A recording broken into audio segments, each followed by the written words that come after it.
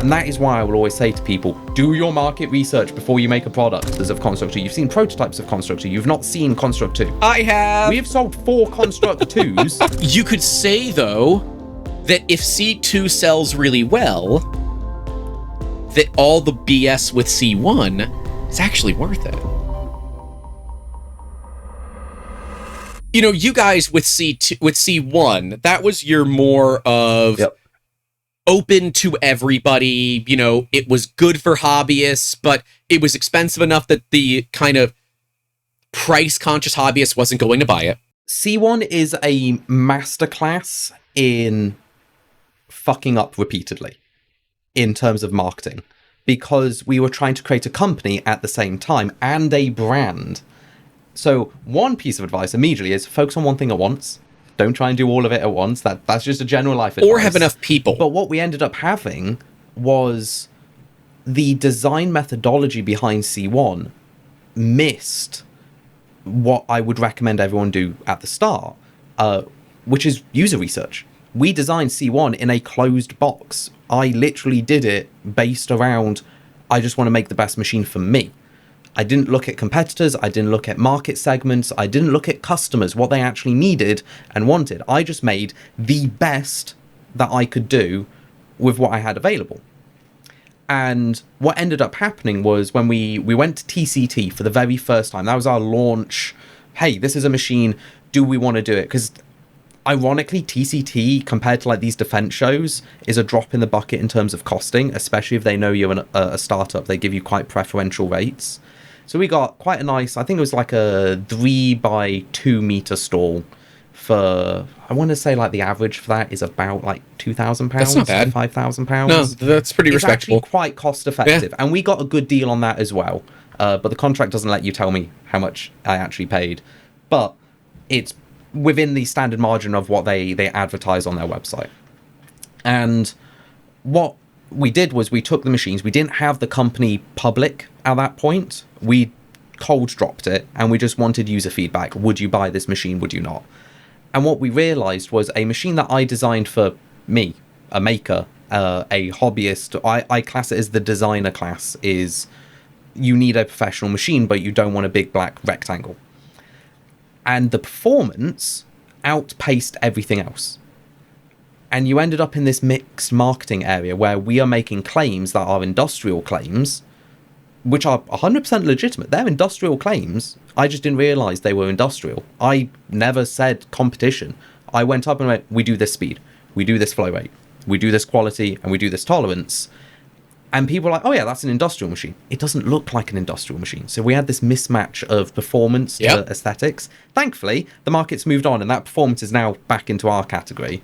But what ended up happening is you as a company, you want to chase where the money is, because that's how you earn money.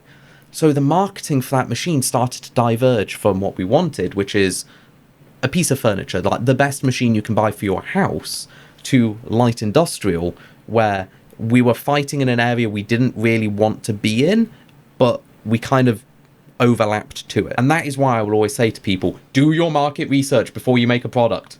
Step 1, analyze the market. Don't do anything else. Don't buy anything. Just analyze the market. I thought step 1 was cut a hole in the box. I've been doing it wrong the whole time. Nah, that's step okay, cool. So we could argue then that C1 and C1 XL was actually market research for C2. Oh, 100%. I actually agree with that, where we've taken all the learnings of C1, all of the failings on the company side from logistics. 6 figures of market research. and figured it out. And so like that's why, like, and I think you would agree with me that going into manufacturing 3D printers is pretty much a non-starter for a lot of people, because one, you're up against companies that have millions, if not billions of dollars of venture capital and government level backing. But you're also dealing with a really diverse community. And unless you're, again, going after the snipers of targets, right? The one shot, one kills. If you try to just use birdshot and hit as much as possible, well, Ask Don't Dick do enough Cheney. impact to do anything. It doesn't kill anything. It pisses them off, right? Unless it's a bird, obviously. You need to put a slug into the shotgun to actually get something of value out of it. And sure, you can go from birdshot to buckshot. Birdshot's a bunch of very, very, very tiny BBs. You could say, though, that if C2 sells really well, that all the BS with C1 is actually worth it. Because it helped you understand what you do well and what you don't do well. Ignoring the success or failure of C1, what C1 was actually supposed to be is learning.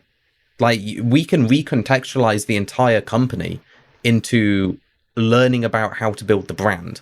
And we've successfully built a very strong brand entirely based around the morals and tenets of the company, which is perfect 3D printers. We will build a machine to the best of our ability, and we will never cut those corners. It's kind of freaky. And also the safety and reliability. Well, it is freaky how you are so true to that ethos, because when you say to the best of our ability, right, you're using like granite surface plates and everything is fire retarded.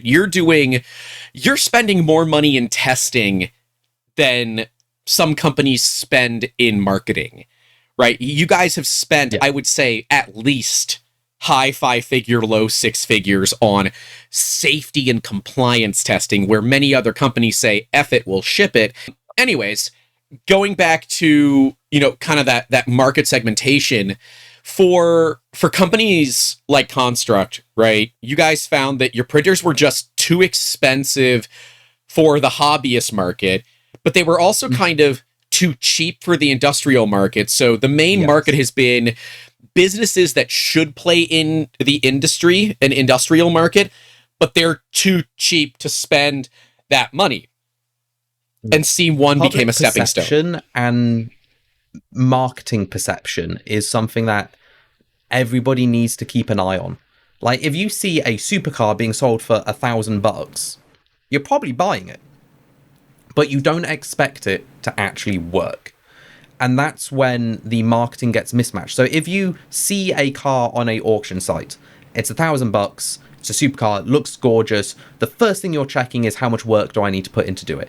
If it says it's perfect $1,000, I really don't care. It might not even have an engine. But now, I'll put an LS in it, baby. Imagine if it said perfect condition for $1,000. You think there's a lie there. It sets off alarm bells in the back of your head. And when you have those alarm bells, you stop thinking about buying the product and you start thinking about the cost of everything else. Look at him with his fake Monopoly There's like money. $700. Is this enough? Yes, give it. This is... Give it. It's cash payments. But the one thing you don't want to do is end up with either underselling or overselling to an extreme, right? Which is what Construct One kind of has ended up doing. Is you're both because underselling and overselling. We blinkered ourselves to all the market and we just made a bulletproof machine. We didn't check the cookie cutters that we had to fit in to be able to actually market it effectively. And that has been one of the biggest learning experiences we've done. Because on top of that, we did bad research. We didn't know what research to do at the time. And one of the things we did, and I actually really like this piece of research because it's still very telling of the industry, but we used it wrong, is you can put a value on every machine quite easily. Just take the size of the printer and the price. And you get just multiply them together, and you get a value proposition for that machine. You can then plot it as a point graph on a big Excel document if you want, and you end up with these lovely bands of correlations of different types of machines. And you can visibly see, like, oh, this band that's very vertical and is very close to the cheap end of the market, that correlation is consumer machines. Yep. Every consumer machine fits in that band. And then you've got another band that sits at the bottom, and they literally just stay almost horizontally flat. Well, that's light industrial machines, where the value of the machine is quite low to the size because they're expensive for the size.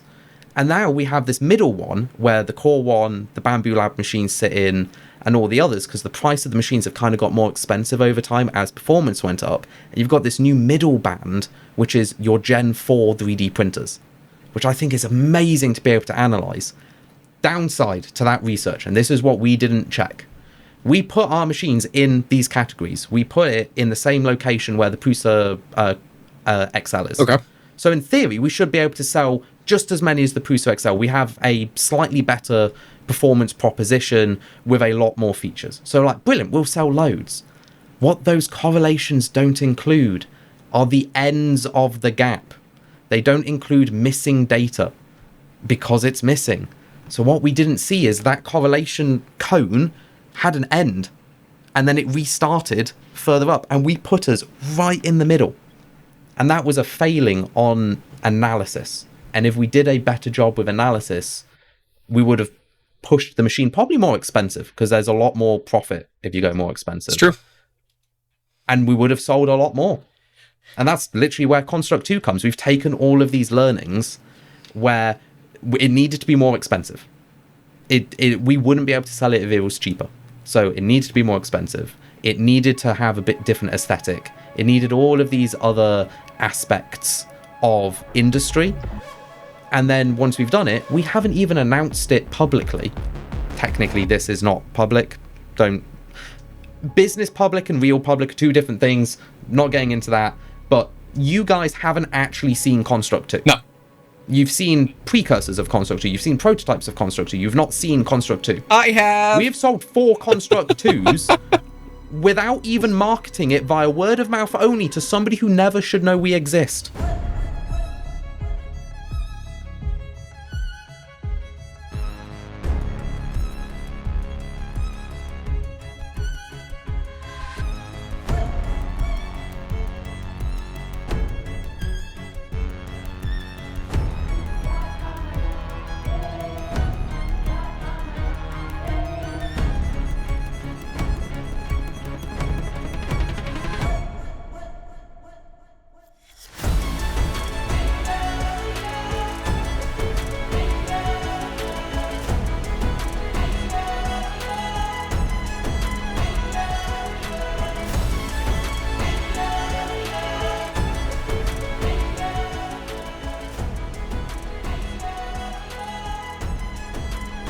So I've got a UK private healthcare little piece of info that I found out.